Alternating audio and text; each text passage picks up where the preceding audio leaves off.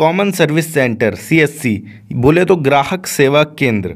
ये दिखने में तो काफ़ी छोटी सी दुकान लगती है, पर ये एक ऐसी दुकान है जिससे आप चाहे गांव हो या शहर हो आसानी से 40 से 50 हज़ार कमा सकते हैं। खासकर ये आंकड़ा तब बढ़ जाता है जब आपकी ये जो कॉमन सर्विस सेंटर है ये ऐसे रूरल एरिया में हो जहाँ पर दूर दूर तक सुविधाएं ना मिल पाती हों अधिकतर।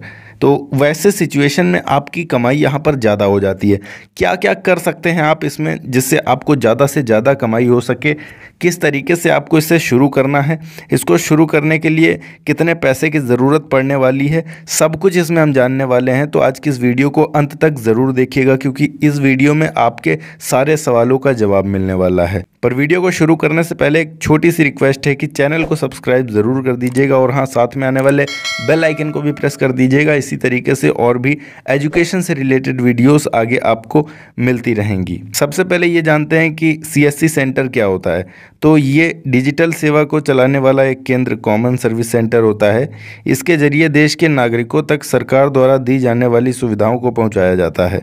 इसमें कृषि, स्वास्थ्य, मनोरंजन, शिक्षा, बैंकिंग और पैसे से संबंधित सेवाएं जितनी होती हैं, उपयोगिता भुगतान समेत कई योजनाएं शामिल होती हैं। आप कॉमन सर्विस सेंटर की मदद से जन्म प्रमाण पत्र, passport, PAN card, driving licence, admit card, आवेदन फॉर्म, पेंशन के लिए अप्लाई, आईटीआर फाइलिंग, बिजली का बिल भुगतान, ट्रेन, एयरलाइंस और इसी के साथ में गांव में आजकल आधार कार्ड से जो पैसे निकलवाते हैं लोग, जो बैंक नहीं जा पाते हैं या फिर कई सारे ऐसे लोग होते हैं जो पढ़े लिखे नहीं होते हैं गाँवों में और वो आधार कार्ड से ही पैसे निकलवा लेते हैं। बैंक जाके उनको तामझाम करने की ज़रूरत नहीं पड़ती है ज़्यादा, तो उनके लिए भी ये काफ़ी ज़्यादा फ़ायदेमंद होता है और इसी में सबसे ज़्यादा कमाई होती है गाँवों में। अगर हम बात करें तो अगर आप एक कॉमन सर्विस सेंटर खोलना चाहते हैं तो क्या क्या एलिजिबिलिटी होनी चाहिए आपके पास, सबसे पहले ये समझिए।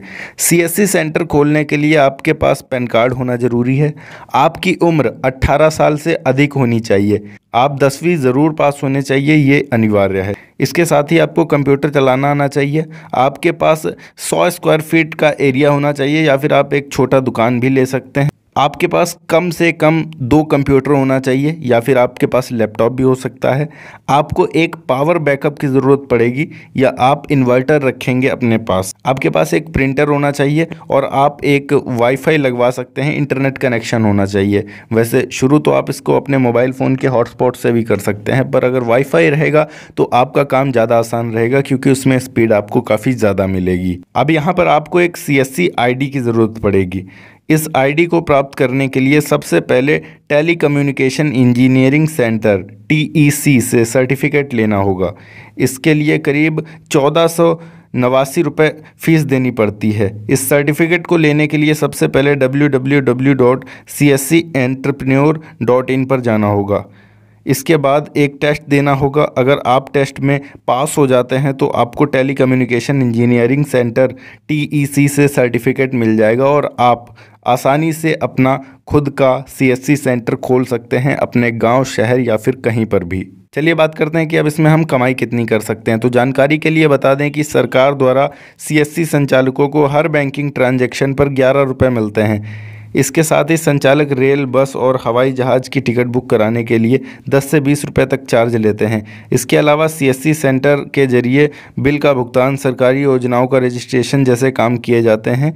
इससे सीएससी संचालक को अच्छी कमाई होती है। और इसी के साथ में जो सबसे ज़्यादा अर्निंग वाला तरीका है कि आपके पास बायोमेट्रिक मशीन होनी चाहिए और आप अपने मोबाइल फ़ोन से लोगों का आधार कार्ड से पैसा निकाल कर उनको दे सकते हैं। इसमें आपके पास कैश होना चाहिए। आप 60-70 हज़ार रुपये डेली का अपने पास कैश रखेंगे और रूरल एरिया है तो 1 लाख तक भी आप ट्रांजेक्शन कर सकते हैं डेली का।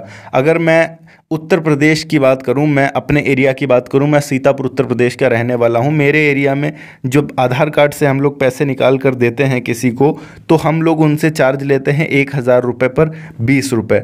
ये अलग अलग राज्यों के हिसाब से अलग अलग हो सकता है। जैसे अगर मैं झारखंड की बात करूं तो झारखंड में मेरे जानने वाले जितने हैं जो सीएससी संचालक हैं वो लोग बोलते हैं कि वहाँ पर 10 रुपये लेते हैं वो लोग 1,000 रुपये के ट्रांजैक्शन पर।